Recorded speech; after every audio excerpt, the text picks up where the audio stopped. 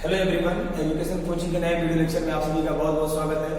आज की वीडियो में हम लोग बात करने वाले हैं class 12 poetry pro section, class 12 English pro section lesson 2। इसका टाइटल है लास्ट स्प्रिंग। आज हम इसके लॉन्ग आंसर टाइप क्वेश्चन के बारे में बात करेंगे और हम लोग इसके शॉर्ट आंसर टाइप क्वेश्चन के बारे में बात कर चुके हैं। ओके, और इसका एमसीक्यूज भी आपको प्रोवाइड करवाया जा चुका है। अगर आप नहीं देखें तो पहले उसको आप देख लीजिए, और देख लिया तो अच्छी बात है। चलिए आगे देखते हैं लॉन्ग आंसर टाइप क्वेश्चन को। इसमें आपका पहला क्वेश्चन है, हु वाज साहिब? साहिब कौन था? Who was Sahib? साहिब कौन था? है ना, हु वाज साहिब, साहिब कौन था? हु वाज साहिब, साहिब कौन था? Sahib what was the plight that, उसकी क्या समस्याएं थी, दैट जो कि कंपेल हिम, जो उसे मजबूर करती थी, to wander in the streets of Delhi for rag picking. Rag picking means होता है कूड़ा करकट बीनने वाला काम। कह रहा है कि ऐसी कौन सी उसकी समस्याएं थी जो समस्याएं उसको दिल्ली में इधर उधर रैग पिकिंग का काम करने के लिए मजबूर करती थी, यही ना। चलिए ध्यान दीजिए, इसका आंसर क्या है? Sahib was the rag picker. Sahib एक रैग पिकर था, यानी कि साहिब एक कूड़ा करकट बीनने वाला लड़का था।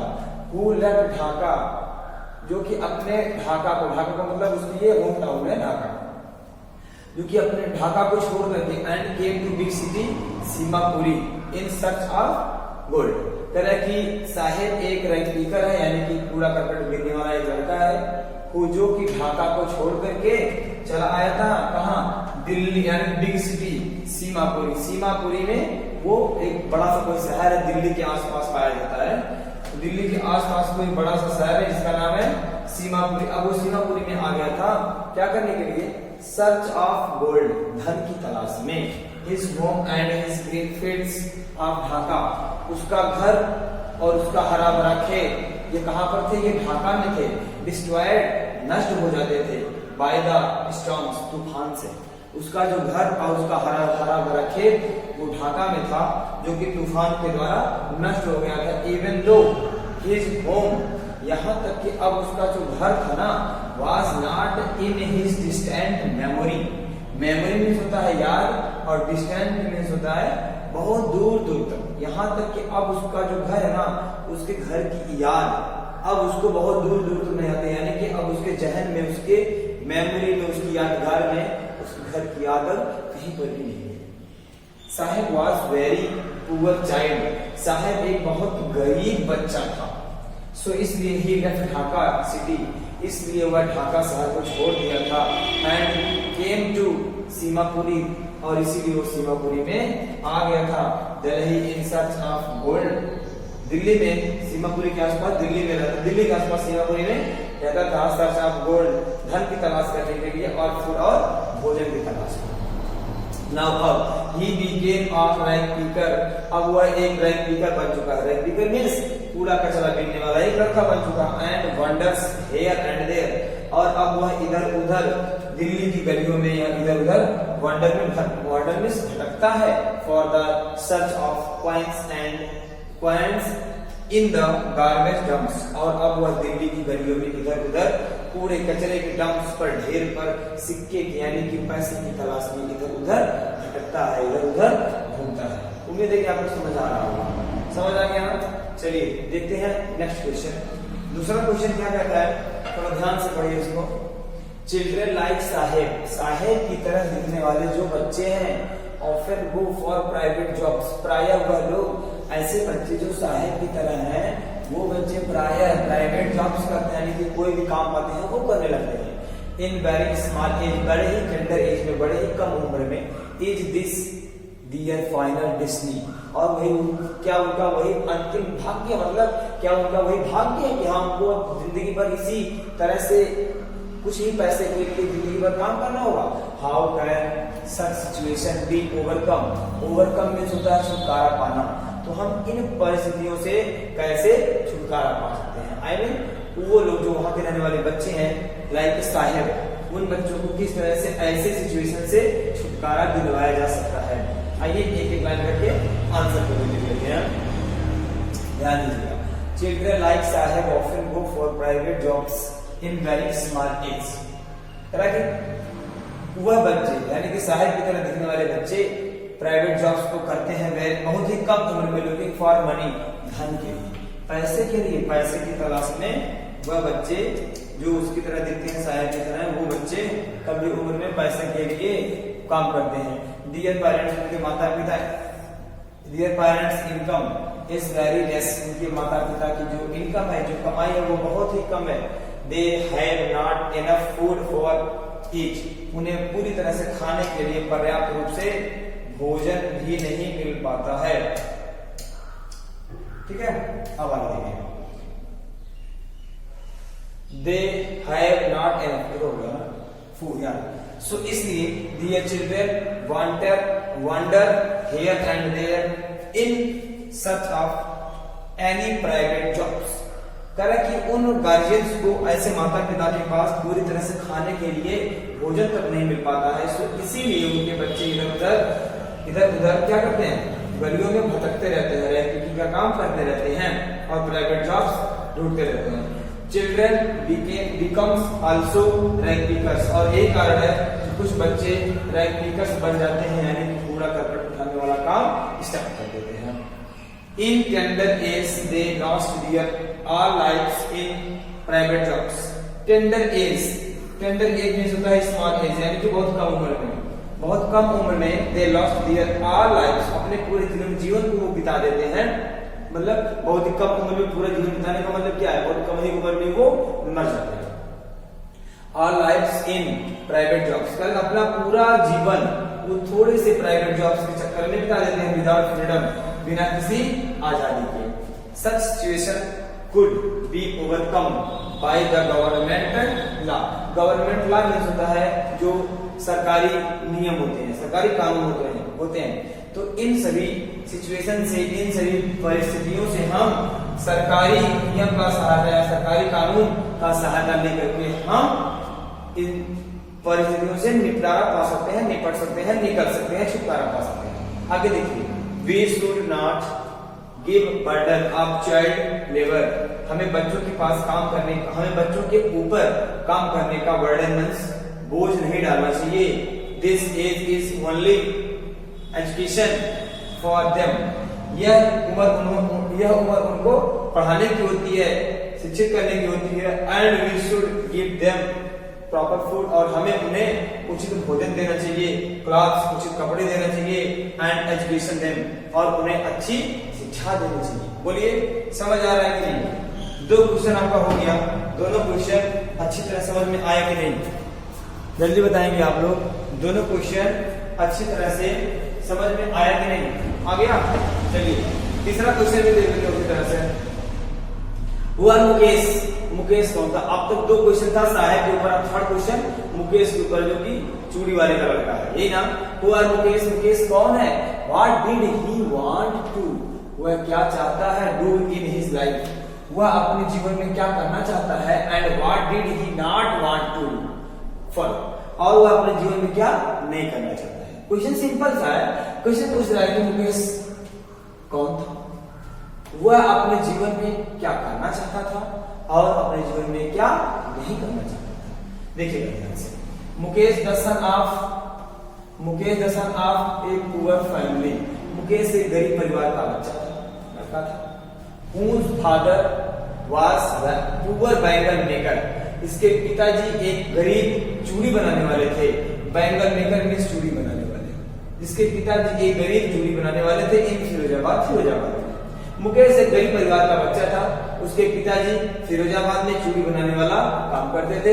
He wanted to be a motor mechanic in his life, वह अपने जीवन में एक मोटर मैकेनिक बनना चाहता था, ये ना। So इसलिए he told that, इसलिए वह कहता था कि he wants to drive a car, वह एक कार चलाना सीखना चाहता था। He wanted to be being his own master, master में अपने खुद मालिक होता है, स्वामी होता है, यानी कि वह अपनी खुद की मर्जियों का मालिक होना चाहता था। वो नहीं चाहता था कि वो किसी के पास काम करेगा, किसी की दुकान पे काम करेगा, यही ना। वो अपने खुद की एक छोटा सा कोई बिजनेस अपना करना चाहता था। क्या वो था? वो मोटर मैकेनिक वाला काम था। Okay, his freedom looms like अ मिरेज। मिरेज का मतलब होता है ना मरीचिका। क्या होता है भाई? मरीचिका। मरीचिका बोले तो दोपहरिया में जब आप लोग दूर देखते हैं तो ऐसे झिलमिल झिलमिल करता है ना पानी की तरह, वो धूप, उसी को बोलते हैं मरीचिका। तो उसका जो ये सपना, हिज ड्रीम, उसका जो स्वप्न था, सपना था ये मोटर मैकेनिक बनने का, वो उसका सपना का क्या करें, मरीचिका की तरह झलकता था। कहां पर?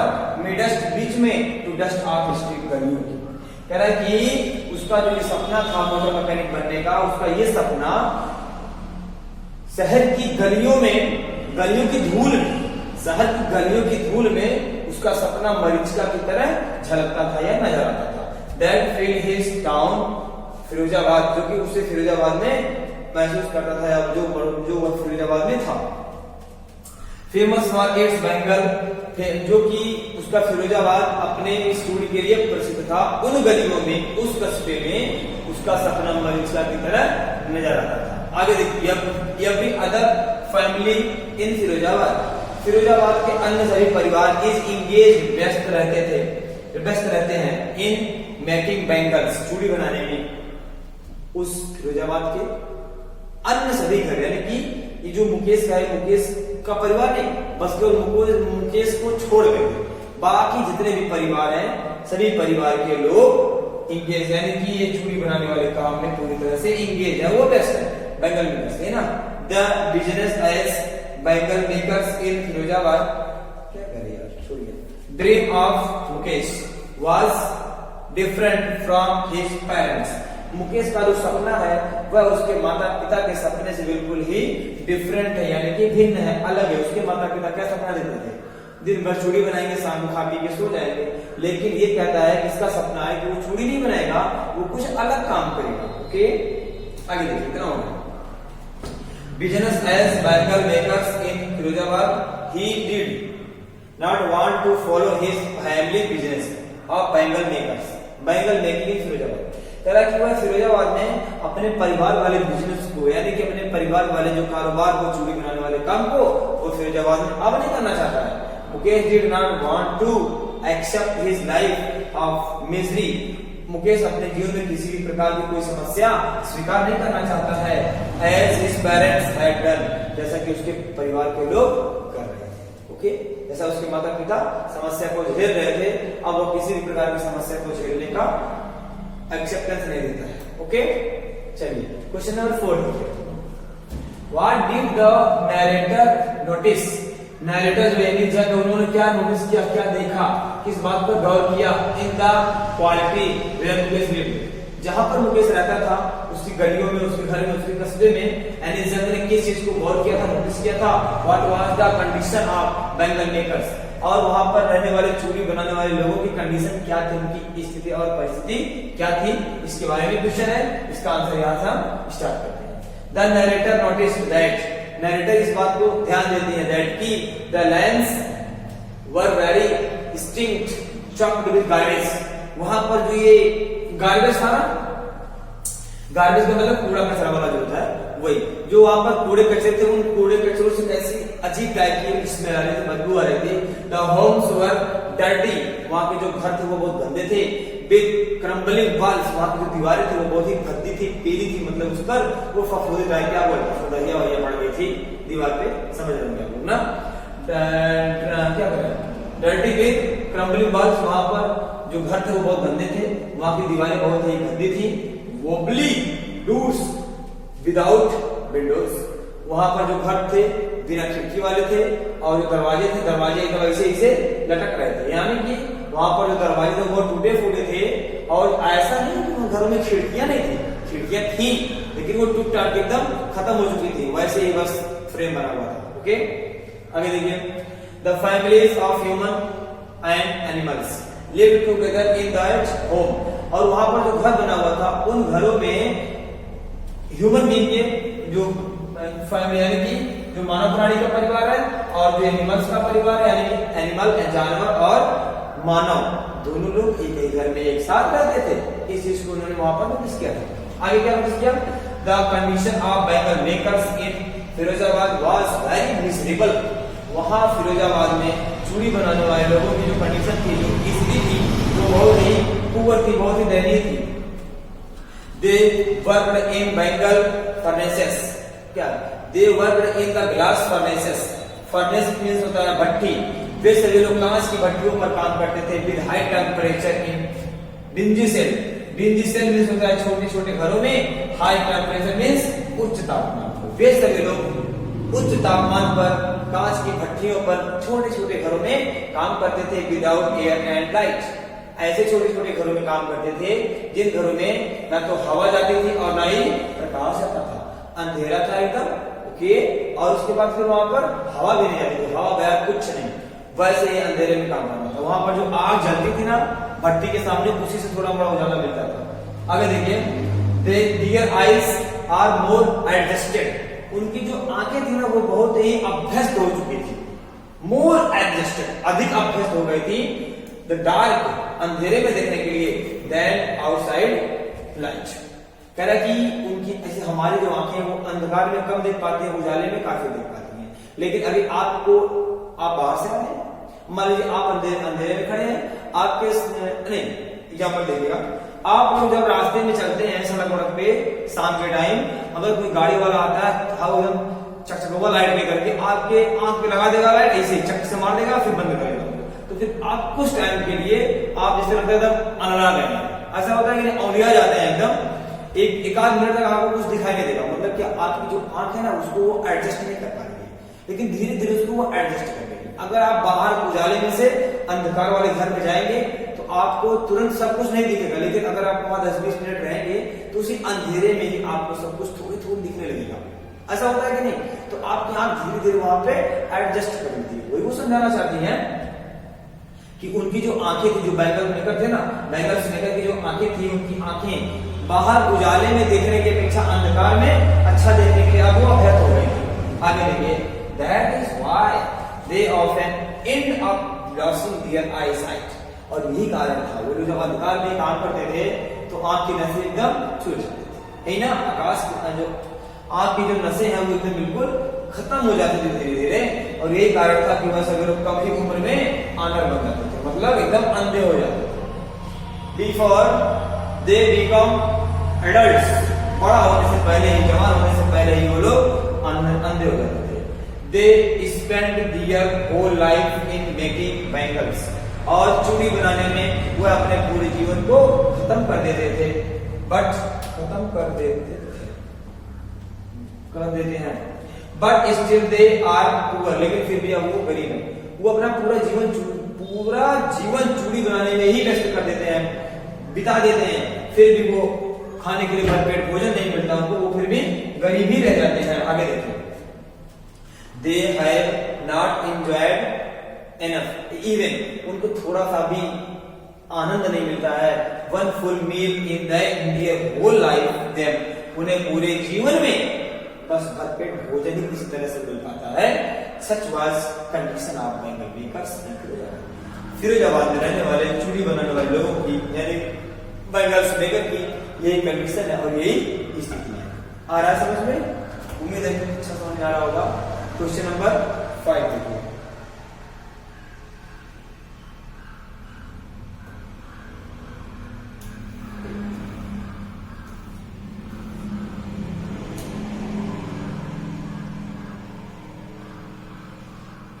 देखिए, क्वेश्चन नंबर 5। क्वेश्चन कर रहा है कि every other house in Firozabad के प्रत्येक घर में, प्रत्येक घर के लोग is engage in glass industry, कांच की भट्टी के पास व्यस्त मिलते हैं। इन एवरी अदर यार्ड, दूसरे अन्य आंगन में, finds the spiral of bangles. Spiral of bangles का मतलब होता है ना ऐसे छल्लेदार चूड़ी। छल्लेदार चूड़ी का मतलब जब आप लोग स्पाइरल, सुनिए आप लोग जानते हैं स्पाइरल का मतलब होता है जो आप लोग एक कॉपी लेते हैं, जैसे पन्ना रहेगा अलग अलग, उसमें छेदा छेदा बना रहेगा पन्ना में, वही पन्ना में एक जो ये प्लास्टिक वाली स्प्रिंग रहेगी, उसी में ऐसे गोला गोला गोला गोला लगे रहती है, उसी को बोलते हैं स्पाइरल। अब जब उसको आप जो प्लास्टिक का छल्ला वाला उसको निकालेंगे, ऐसे जब खींचेंगे तो क्या बनेगा, वो छल्ला टाइप बनेगा ना, उसी को बोलते हैं स्पाइरल, ठीक है ना।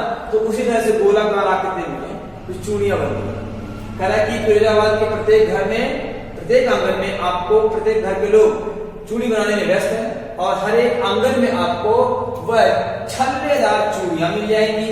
Even then the makers remain in miserable condition, उसके बाद भी सभी जितने भी वहां के बैंगल मेकर हैं सबकी कंडीशन बहुत ही दयनीय रहती है, मिजरेबल रहती है, दुखदायी रहती है। यानी कि सभी लोग इतना काम करते हैं कि सभी लोगों के घरों में आपको चूड़ियां मिल जाएंगी, यहाँ तक कि स्पाइरल वाली चूड़ी मिल जाएंगी, लेकिन फिर भी वो लोग बेचारे गरीब नहीं रहते हैं, हमेशा उनकी जो कंडीशन है वो मिजरेबल रहती है, दयनीय रहती है ना।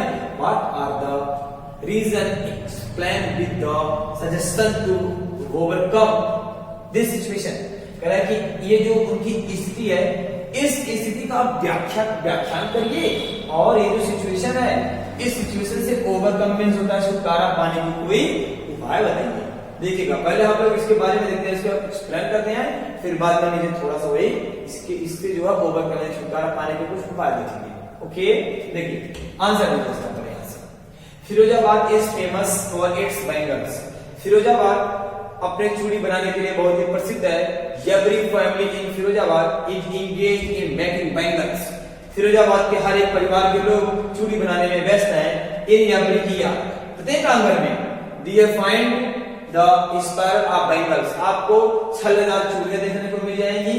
Even the makes remain in miserable condition, फिर भी उन सब की कंडीशन जो है वो बहुत ही हालात जो बहुत ही दयनीय होते हैं। बिकॉज क्योंकि दे वर वेरी पुअर, वे बहुत गरीब हैं। They do not show any other work except bangle making. कह रहा है कि वे सभी लोग कोई दूसरा काम नहीं करना चाहते हैं बस चूड़ी बनाने के अतिरिक्त। अरे भाई साहब अगर आप कुछ भी काम करते हैं, अगर आपको वहां से पूरी तरह से प्रॉफिट नहीं होता है, बेनिफिशियल नहीं आपके लिए, वो देखिए हर काम हर व्यक्ति नहीं कर पाता है, लेकिन हर काम कोई ना कोई व्यक्ति तो जरूर करता है। लेकिन वो नहीं जरूरी है कि आप जो काम है वो आपके लिए ही अच्छा हो, है ना। तो क्या पता जो काम आप करते हो उससे आपका खर्च ना चल पाए, आप अपना काम बदलिए। लेकिन वहां के लोग काम नहीं बदलेंगे, काम वही करेंगे, खाए बिना मर जाएंगे। तो क्या इसीलिए वो खाए बिना मर रहे थे। कह रहा कि वो लोग गरीब इसलिए थे क्योंकि वो लोग चूड़ी बनाने वाले काम के अतिरिक्त और कोई काम नहीं करते थे। दे वर अनएजुकेटेड, वे सभी लोग अशिक्षित थे। They followed the same work of his forefathers. Forefathers means होता है क्या होता है? फॉरफादर्स पूर्वज नहीं कह सकते आप इसको। फॉरफादर्स मतलब एंसेंट, हाँ ठीक है, वही बोलिए पूर्वज। फॉरफादर्स उनके जो पूर्वज करते आए थे उसी काम को ये लोग दोहराते थे। They had not enough money and food for it, जिस काम से उन्हें पूरी तरह से पर्याप्त रूप से खाने के लिए भोजन नहीं मिल पाता था। सजेशंस, यहाँ पे कुछ सजेशन चाहिए इसको, सम सजेशन कुछ आइए इसका जो है सोल्यूशन का बताते उपाय। ठीक है, the life of bangle makers can be improve.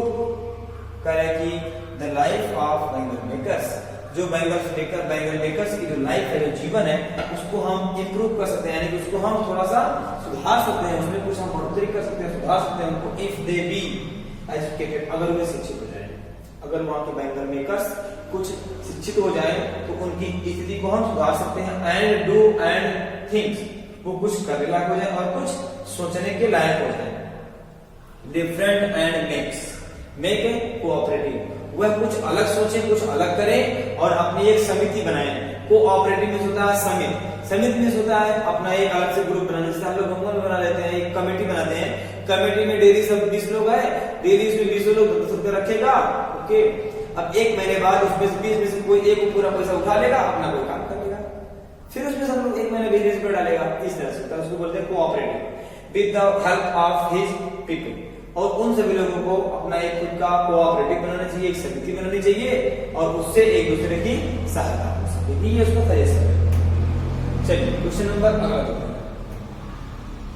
Question number 6, what is the vicious circle? Vicious circle में होता है कुछ ऑफ मिडलमैन। मिडलमैन में होता है मध्यस्थ। कह रहा है कि ये जो मध्यस्थ है इनका ये कुचक्र क्या है, कैसा कुचक्र है इनका, मतलब जालसाजी कैसी है। जालसाजी का मतलब कुछ लोग आपके पीछे षड्यंत्र करते हैं, जाल बनाते हैं, उसको बोलते हैं जालसाजी। यही विशेष सकते। तो इन जो ये मिडलमैन है, जो ये मध्यस्थ लोग हैं, इनका ये इनके जालसाजी क्या है? How are they trapped since the time of the year for fathers. यह सभी लोग ट्रैप किए, मतलब बाधित किए हैं, बंदी बनाए हुए। बंदी का मतलब है ऐसे हाथ गोड़ बांध नहीं रखे हैं, मतलब अपने अधीन उनसे काम करवाते हैं। कह रहा है कि ये मिडल मैन कौन है, इनका कुचक्र क्या है, how are they trapped since the time of the year for fathers. और इन सभी लोगों को ये मिडल मैन किस तरह से इनके पूर्वजों के समय से ही इन्हें बंदी बनाए हैं, अपने कैद में किए हैं। Can they get organised if not why explain. करें क्या ये सभी लोग अपने खुद की एक कोऑपरेटिव बना सकते हैं, एक समिति बना सकते हैं? इफ नॉट, अगर नहीं तो क्यों? अगर बना सकते हैं तो ठीक है, अगर नहीं बना सकते हैं तो क्यों नहीं बना सकते हैं, ये भी बताना है। क्वेश्चन आया समझ में? क्वेश्चन कहता है कि मिडल मैन का एक कुचक्र क्या है, और ये सभी लोग मिडल मैन जो है इन गरीब लोगों को अपने जाल में इनके पूर्वजों के समय से ही कैसे फंसाए हुए हैं, और ये सभी लोग अपना खुद का एक कमेटी को ऑपरेटिव क्यों नहीं बना सकते हैं। ठीक है, देखिएगा answer. The vicious circle is the web of middle man since the time of their forefathers. कह रहा कि ये जो विशेष लोग हैं, ये जो मिडल मैन है, मध्यस्थ लोग हैं, इनका जो कुचक्र है ना, यह इनके पूर्वजों के समय से ही इनके ऊपर एक जाल की तरह गिर गया है ना, जाल की तरह इन्हें वो कैद किए हुए हैं। They can not be organized, वे सभी लोग अपना खुद का एक समिति नहीं बना सकते हैं। Because if they want to organise, अगर वह सभी लोग इसको बनाने का प्रयास भी करते हैं, दे विल बी हॉल्ड, तो उन्हें घसीटा जाएगा अब बाय द पुलिस, पुलिस के द्वारा। अगर वह सभी लोग अपना एक खुद का कोऑपरेटिव, मतलब अपनी खुद की एक समिति बनाना भी चाहते हैं, तो उन्हें पुलिस के द्वारा घसीटा जाएगा, बीटेन, उन्हें पीटा जाएगा, एंड ड्रैग, और डाल दिया जाएगा to jail for doing something illegal. तो भाई क्या है, तो जबरदस्ती है ना। कह रहे कि अगर वह लोग अपना खुद का ये कोऑपरेटिव बनाना भी चाहेंगे, बनाने का प्रयास भी करेंगे, तो उन सभी लोगों को, जो लोग अपना खुद का एक समिति बनाएंगे, उन लोगों को पुलिस के द्वारा घसीटा जाएगा, तर तर पीटा जाएगा, और उसके बाद जेल में झोंक दिया जाएगा। हो गया इतना। अब आगे देखिए, क्या उनके ऊपर कोई ऐसा जुर्म लगाया जाएगा इलीगल, यानी कि कुछ काम ऐसा नहीं करेंगे गैर कानूनी, फिर भी उनके ऊपर कोई झूठा गैर कानूनी आरोप लगा करके उन्हें जेल में डाल दिया जाएगा। There is no leader among them, उनके पास कोई नेता नहीं है, कोई अगुवा नहीं है, कोई मुखिया नहीं है। No one who could help them, ऐसा कोई नहीं है जो उनकी सहायता कर सके। सी थिंग्स डिफरेंटली, उन्हें थोड़ा अलग नजरिए से देख सके। They were exploited, exploited में होता है शोषण करना। They were exploited, उनका शोषण हो रहा था। By the साहूकार, साहूकार के द्वारा उनका शोषण हो रहा है। The middlemen, मध्यस्थों के द्वारा उनका शोषण किया जा रहा है। The policemen, पुलिसमैन के द्वारा उनका शोषण किया जा रहा है। The keepers of law, कानून के रखवालों के द्वारा उनका शोषण हो रहा है। The ब्यूरोक्रेट्स, और जो ये उच्च पदों पर आसीन हमारे जो देश के लोग, उनसे उनका शोषण हो रहा है। एंड द पॉलिटिशियंस, और जो नेतागण हैं, उनसे भी शोषण हो रहा है। सो इसलिए they can not get organised, इसीलिए वो अपना खुद का एक समिति ऑर्गेनाइज नहीं कर सकते हैं, खुद की अपनी एक समिति नहीं बना सकते हैं। आज की वीडियो में इतना ही। उम्मीद है कि आपको बहुत बहुत पसंद आया होगा, और आगे भी जो क्वेश्चन आंसर है, एमसीक्यूज है, और जो लेसन की वो क्या बोलते हैं उसको, Hindi, English to Hindi explanation, वो भी आपको प्रोवाइड करवाया जाएगा।